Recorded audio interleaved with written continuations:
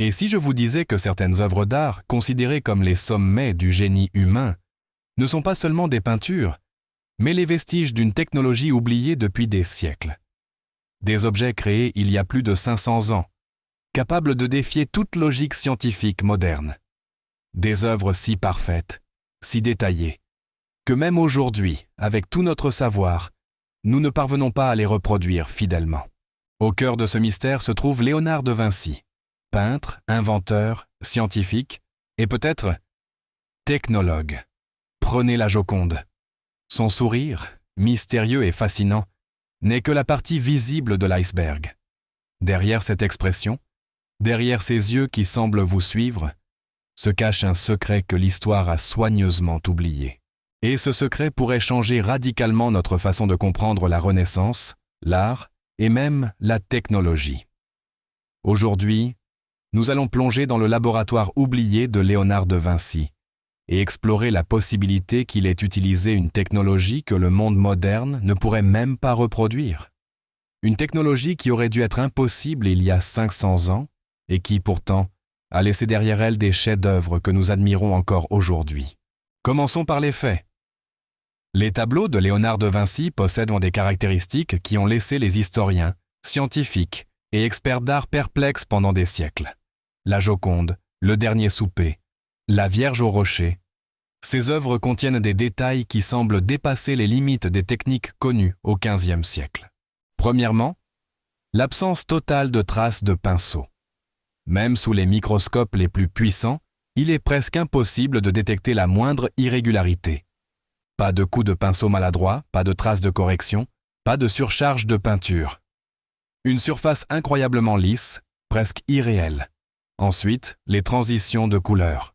Elles sont si subtiles, si parfaitement dégradées, qu'elles semblent presque flotter sur la toile. Il n'existe aucune technique manuelle connue capable de produire ce genre de fusion parfaite entre les teintes, surtout avec les pinceaux et pigments de l'époque. Imaginez peindre un visage où chaque ombre se fond dans la lumière, sans aucune interruption visible. Léonard a réussi cela avec une précision surnaturelle. Et enfin, la composition des pigments.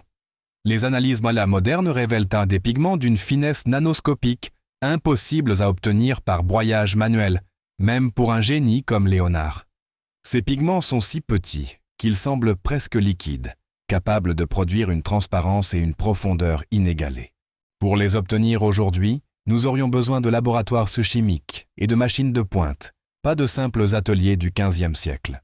Alors, comment un homme du XVe siècle a-t-il pu accomplir cela? Comment a-t-il produit des œuvres d'une perfection que même nos techniques modernes ne peuvent reproduire avec exactitude? Certains diront que c'est le génie pur, le talent d'un artiste incomparable. Mais lorsque nous examinons les faits, une question troublante émerge. Et si Léonard n'était pas seulement un peintre? Et si, derrière ces chefs-d'œuvre, se cachait une technologie que nous avons perdue au fil du temps? Regardons de plus près certains détails qui défient la logique. Dans la Joconde, les yeux semblent presque vivants. Ils reflètent la lumière de manière tellement réaliste qu'on pourrait croire à un procédé optique avancé. Les lèvres, quant à elles, possèdent une transparence incroyable, une délicatesse impossible à obtenir avec un pinceau classique et des pigments grossiers. Chaque détail semble être calculé avec une précision mathématique, mais en même temps, avec une fluidité qui dépasse toute science connue à l'époque. Et ce n'est pas tout. Les proportions parfois légèrement déformées, la dominance des gauchers dans ses croquis, les perspectives parfaites dans Le Dernier Souper. Tout cela pourrait être interprété comme un indice que Léonard utilisait une méthode qui combinait observation, optique et technologie chimique. Des historiens ont longtemps spéculé sur la maîtrise incroyable de Léonard de Vinci. Mais aucune explication traditionnelle ne peut rendre compte de l'absence de traces de pinceau et de la finesse extrême des pigments. Même la technique du sfumato, pourtant révolutionnaire, n'explique pas cette perfection surnaturelle. C'est à ce moment que certaines théories complotistes prennent tout leur sens. Et si Léonard avait trouvé, 500 ans avant nous, une méthode pour transférer une image avec une précision impossible? Et si ce que nous voyons aujourd'hui n'était pas simplement de l'art, mais le produit d'un système technologique oublié, quelque part entre chimie, optique et protophotographie. Certains chercheurs avancent une hypothèse. Peut-être que Léonard n'était pas seulement un peintre, mais un scientifique utilisant des instruments optiques. La caméra obscura, la caméra lucida, ces dispositifs permettent de projeter une image sur une surface et d'en tracer les contours. Cela pourrait expliquer pourquoi certains artistes de la Renaissance soudain semblaient incapables de réalisme extrême, avec des proportions étonnamment justes, des détails minutieux, et même l'omniprésence de gauchers. Mais attention, cette théorie ne résout pas tout. La caméra obscura peut tracer un contour, mais elle ne peut pas rendre la peinture lisse comme du verre. Elle ne peut pas réduire des pigments à une finesse nanométrique. Et surtout, elle ne peut pas expliquer ces centaines de couches presque invisibles, chaque couche à peine 2 micromètres d'épaisseur. Au XXIe siècle, la science a percé certains secrets de Léonard grâce à l'imagerie par rayons X et la spectroscopie. Le résultat est stupéfiant. Des dizaines de couches ultra fines, superposées avec une précision que même les machines modernes peinent à reproduire. Les pigments sont d'une taille nanoscopique, littéralement impossibles à obtenir manuellement au XVe siècle. Même un génie absolu comme Léonard aurait été limité par les outils de son temps. Cela soulève une question troublante. Et si Léonard avait utilisé une forme de technologie photographique avant la photographie, un procédé photochimique protophotographique, capable de créer des images avec une précision inimaginable pour l'époque? Imaginez une machine ou un procédé qui permettait à Léonard de peindre sans pinceau, de déposer des couches incroyablement fines et de broyer des pigments à l'échelle nanométrique. Nous parlons peut-être de quelque chose qui se situe entre l'optique, la chimie et ce que nous connaissons aujourd'hui comme la photographie couleur. Une technologie si avancée qu'elle a été perdue à jamais, au fil des siècles, ne laissant derrière elle que des chefs-d'œuvre incompréhensibles. Si cette hypothèse est correcte, le génie de Léonard n'était pas seulement artistique. Il était technologique. Réfléchissez un instant. Si Léonard disposait d'une technologie perdue, cela remet en question notre vision linéaire du progrès humain. Et si certaines merveilles que nous admirons depuis des siècles n'étaient pas juste le fruit du génie, mais les vestiges d'un savoir oublié? Cela change tout, notre conception de l'histoire de l'art, de la Renaissance et même de la science ancienne. La prochaine fois que vous regarderez le sourire de la Joconde, souvenez-vous, il pourrait cacher plus qu'une émotion. Peut-être le secret d'une technologie que le monde a oubliée depuis 500 ans. Au fil des siècles, les historiens et scientifiques ont tenté de comprendre comment Léonard de Vinci avait atteint un tel niveau de perfection.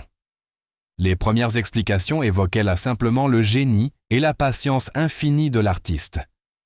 Mais à mesure que la science moderne a progressé, des outils tels que la spectroscopie, les rayons X et la microscopie électronique ont permis d'examiner ses œuvres dans les moindres détails. Ce que ces analyses ont révélé dépasse l'imagination. Les chercheurs ont découvert que les tableaux de Léonard ne sont pas composés de simples couches de peinture.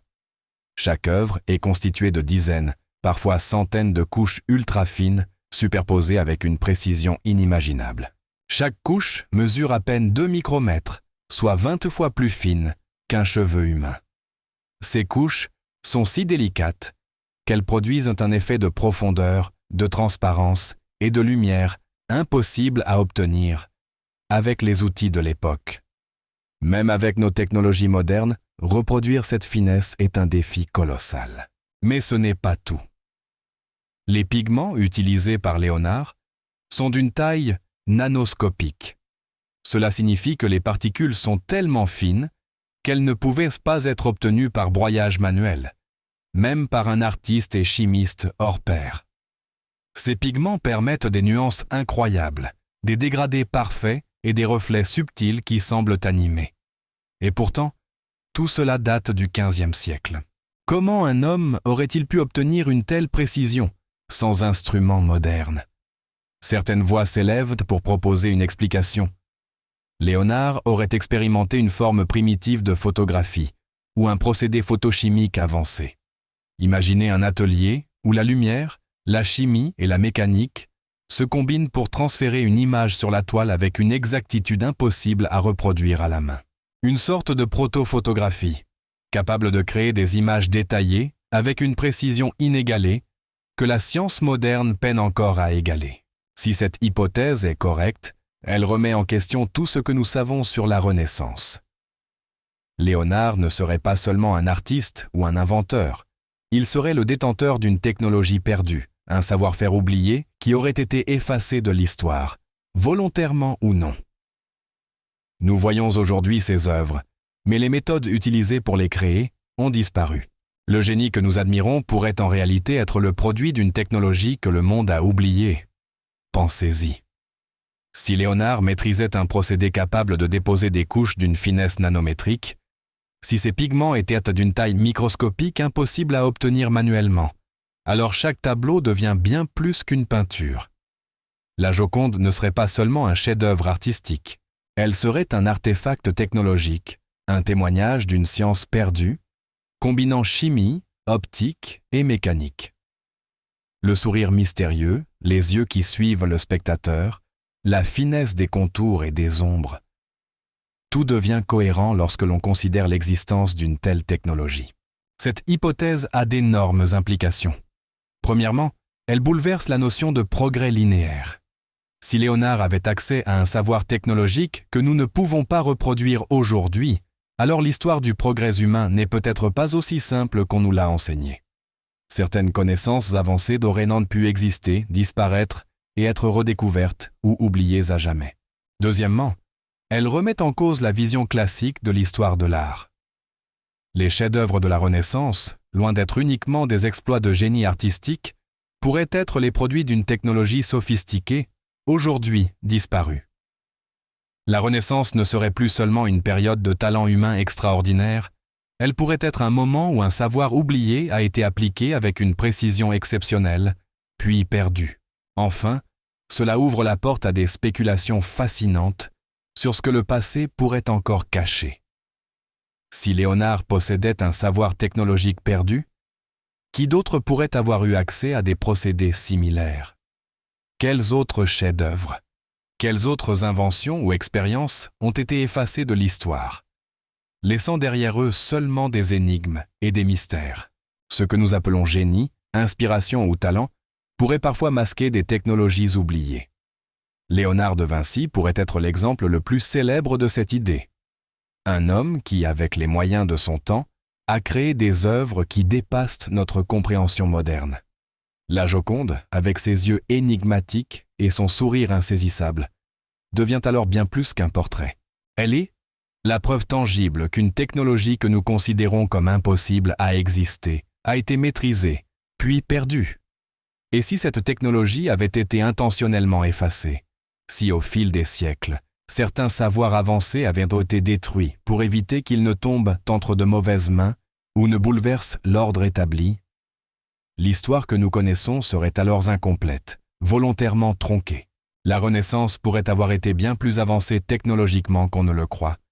Mais cette avancée aurait été volontairement masquée derrière le voile de l'art et de la science incomprise. Chaque détail des œuvres de Léonard devient fascinant sous cet angle. Le sfumato, la superposition des couches, la maîtrise de la lumière et de la couleur, tout devient la manifestation visible d'un savoir technologique invisible. La finesse extrême des pigments, l'absence de traces de pinceau, la profondeur optique des yeux. Tout pointe vers une méthode ou une machine oubliée, un procédé qui n'a laissé aucune trace documentaire mais qui est immortalisé dans la peinture elle-même. Si nous acceptons cette hypothèse, alors Léonard de Vinci n'était pas seulement un génie de la peinture, mais un précurseur de la technologie moderne, un inventeur capable de combiner la chimie, l'optique et des procédés que nous ne comprenons toujours pas complètement. Le mythe du peintre solitaire, du génie créatif, prend alors une toute autre dimension. Nous pourrions être face au témoignage d'une civilisation qui possédait des connaissances que nous avons perdues, des secrets que même notre science actuelle peine à dévoiler. En observant la Joconde, le Dernier Souper ou la Vierge au Rocher, il ne s'agit plus seulement d'admirer des portraits et des scènes religieuses. Il s'agit de contempler la preuve tangible d'un savoir oublié, d'une technologie proto-photographique qui aurait dû être impossible au XVe siècle. Ces œuvres deviennent alors des artefacts, des témoignages d'une époque où l'art et la science se sont confondus de manière à créer des images qui défient encore notre compréhension. En conclusion, Léonard de Vinci pourrait avoir été bien plus qu'un artiste et un inventeur. Il pourrait avoir été le dépositaire d'un savoir technologique oublié, capable de produire des images avec une précision que même nos outils modernes ne peuvent atteindre. La Joconde, avec son sourire énigmatique, ses yeux qui semblent vivants et sa perfection optique, pourrait être la preuve que la Renaissance a produit des technologies que nous avons perdues, que certaines merveilles attribuées au génie pur ne sont en réalité que le fruit d'une science oubliée. Le mystère demeure, mais chaque coup d'œil à ses œuvres pourrait nous rapprocher un peu plus de la vérité. Léonard de Vinci n'était peut-être pas seulement un peintre, il était un technologue du futur, perdu dans le passé. Mais le mystère ne s'arrête pas là. Lorsque l'on étudie les carnets de Léonard, ses innombrables croquis et notes, une image fascinante émerge. Il ne se limite pas à l'art ou à l'invention mécanique. Ses carnets révèlent des expériences sur la lumière, la chimie, la physique, et même des techniques qui ressemblent étrangement à ce que nous connaissons aujourd'hui, comme la photographie. Des notes sur la réflexion de la lumière, sur l'interaction des pigments avec les solvants, sur la décomposition des couleurs, tout cela suggère un esprit qui cherchait à comprendre et à maîtriser la réalité matérielle de l'image. Certains de ces croquis montrent des dispositifs optiques complexes, des lentilles et des miroirs positionnés avec précision, capables de projeter des images sur des surfaces. Imaginez une salle remplie de lumière réfléchie, de surfaces traitées avec des produits chimiques et de pigments d'une finesse inimaginable, où l'artiste ne peint pas directement avec ses mains, mais utilise la lumière, la chimie et la mécanique pour créer une image parfaite.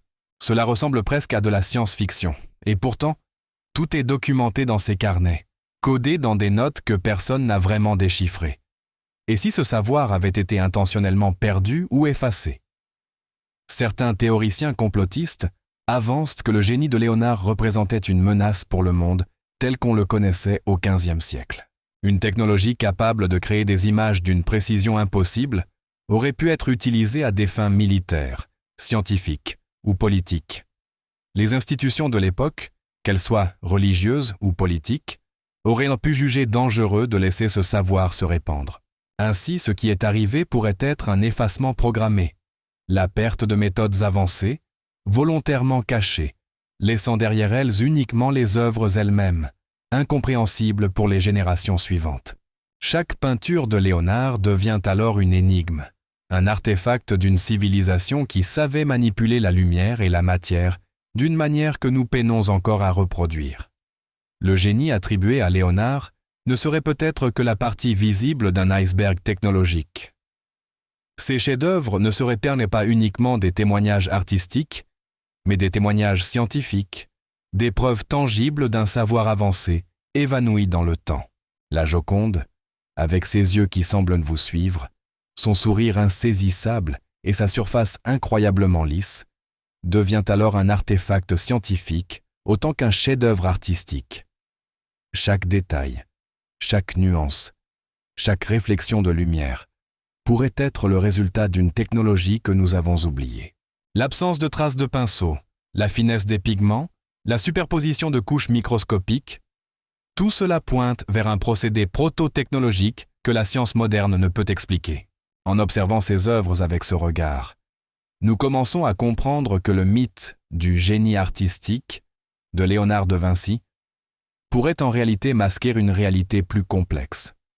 Léonard n'était pas seulement un inventeur ou un peintre, il était un technologue avancé, un scientifique capable de manipuler la matière et la lumière avec une précision que le monde moderne n'a pas retrouvée. Et cette technologie, cette connaissance perdue, pourrait avoir été intentionnellement effacée ou simplement oubliée, ne laissant derrière elle que des indices dans les œuvres elles-mêmes. Si nous acceptons cette hypothèse, l'histoire que nous avons apprise à l'école, celle de la Renaissance, du progrès linéaire et du génie humain, est incomplète. Certaines avancées extraordinaires ont existé, puis ont disparu, laissant derrière elles des œuvres que nous admirons mais ne comprenons pas. Le sourire de la Joconde, le réalisme du dernier souper, la précision de la Vierge au rocher. Tout cela pourrait être la trace d'un savoir oublié, un secret technologique que nous n'avons pas encore déchiffré. Et cela nous amène à une réflexion encore plus troublante. Si Léonard de Vinci a possédé une technologie perdue, qui d'autre dans l'histoire pourrait avoir eu accès à des procédés similaires? Combien de merveilles, d'inventions ou de connaissances ont été effacées, volontairement ou par l'oubli? Combien de génies de l'histoire ont peut-être été de simples utilisateurs de technologies que nous ne comprenons plus, laissant derrière eux des traces énigmatiques? Aujourd'hui, lorsque nous regardons les œuvres de Léonard, nous ne voyons plus seulement des peintures. Nous voyons des preuves tangibles d'une technologie avancée, disparue depuis des siècles. Nous voyons le témoignage d'un savoir que nous n'avons pas retrouvé, d'un secret qui a défié le temps. La Renaissance, que nous imaginions comme une période de talent humain pur, pourrait en réalité avoir été un moment où la science et la technologie étaient appliquées de manière subtile, dissimulées derrière l'art et le génie créatif. Ainsi, Léonard de Vinci n'était pas seulement un peintre ou un inventeur. Il était un technologue du futur, un scientifique avant l'heure, et peut-être le dernier détenteur d'un savoir qui nous est aujourd'hui inaccessible. Ses œuvres, ses carnets et ses expériences sont les fragments visibles d'un monde que nous avons perdu. Un monde où l'art et la technologie se mêlaient pour créer des images impossibles à reproduire, même avec notre science moderne. La prochaine fois que vous regarderez la Joconde, souvenez-vous. Derrière ce sourire énigmatique pourrait se cacher non seulement l'âme d'un artiste, mais la trace d'une technologie que le monde a oubliée depuis 500 ans, un secret que nous n'avons toujours pas réussi à percer, et qui pourrait réécrire notre compréhension de l'histoire, de l'art et de la science.